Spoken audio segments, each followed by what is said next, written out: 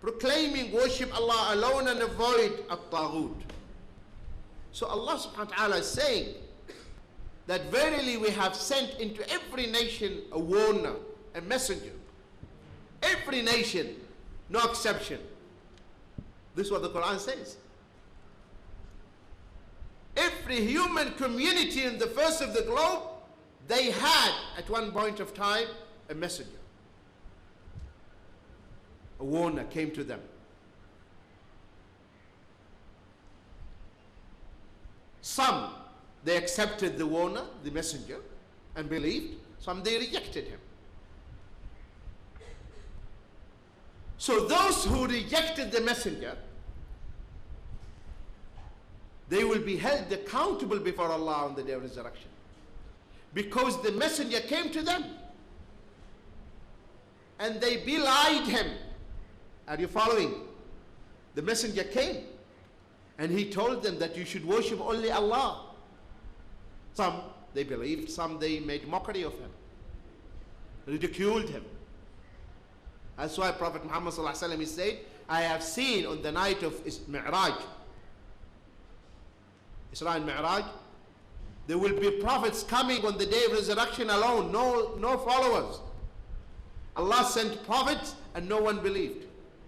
And that prophet will come on the day of resurrection by himself. Subhanallah.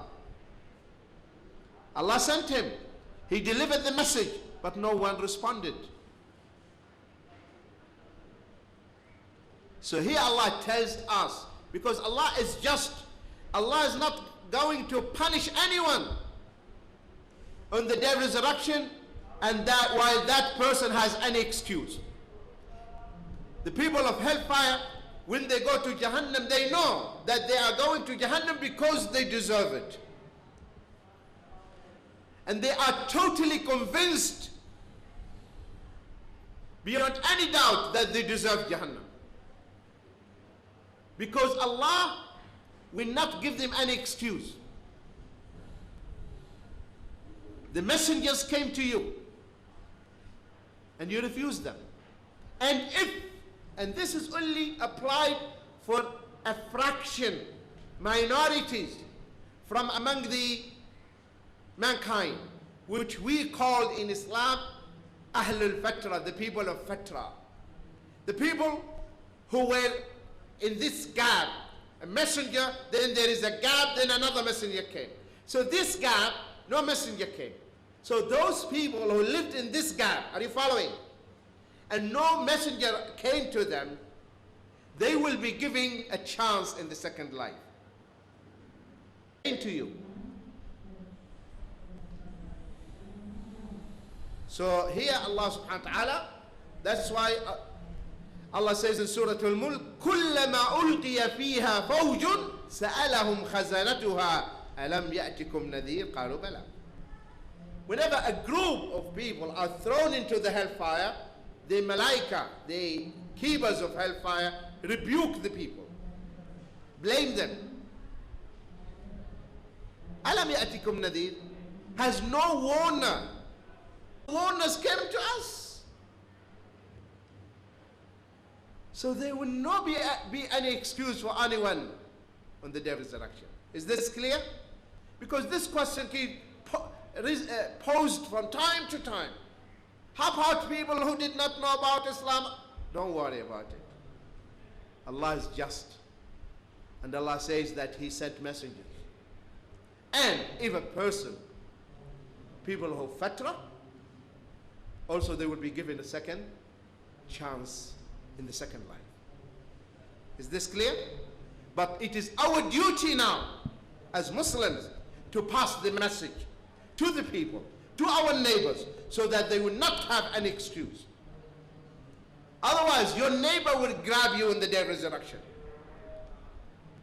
Yes. Said Allah, he was my neighbor and he never talked to me. He never explained to me. Do you think Allah will let us go?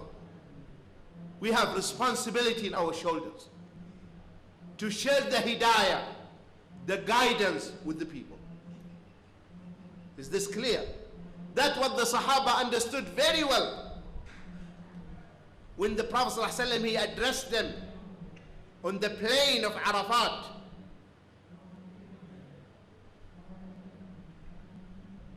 And he told them, those who are present should inform those who are absent. There were 100,000 companions on that Hajj. Only few of them died in Arabia. How about the rest? Where are they? Their graves are scattered over the globe. Doing what?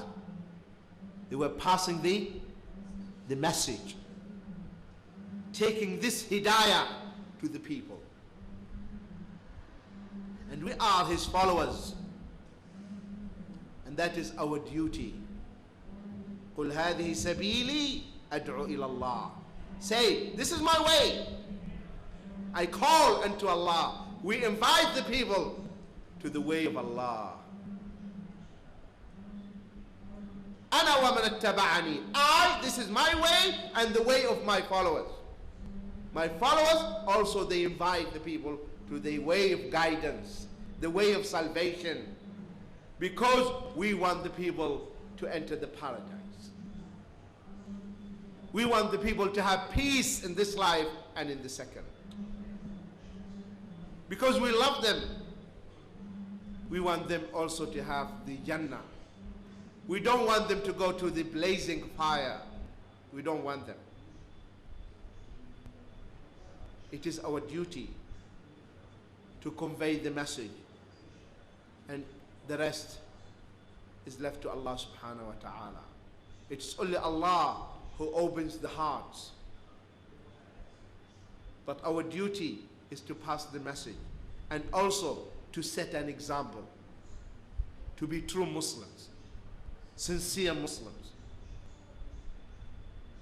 What is written in the book is also shown, manifested in our behavior. Is this clear to you, brothers and sisters? Your mind all the time, and that is your target, that is your ilah, that is your God. Money is your God if you are running after money. Are you following? Fame, you are running after fame, that becomes your God. You are following your own desires, that becomes your God. As Allah says, أَفَرَأَيْتَ مَنَ التَّمْ inshallah. تَعِسَ عَبْدُ الدِّرْهَمْ تَعِسَ عَبْدُ الدِّينَارِ. Woe to him, the worshipper of the dirham and the worshipper of the dinar.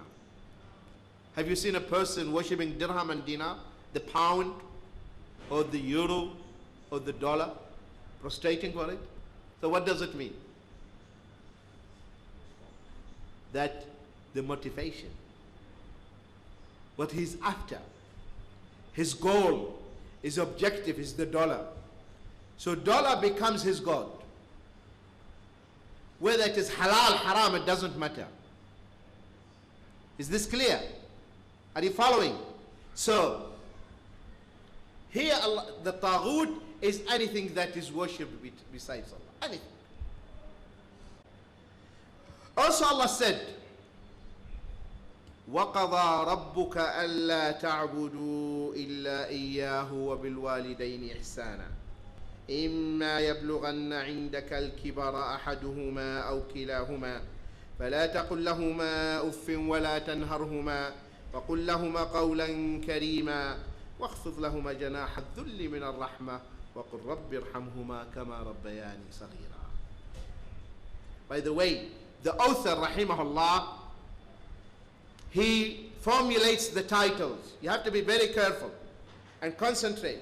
He will formulate and put the title, and then he will quote the relevant proofs and evidences from the Quran and Sunnah that supports the title. Are you following?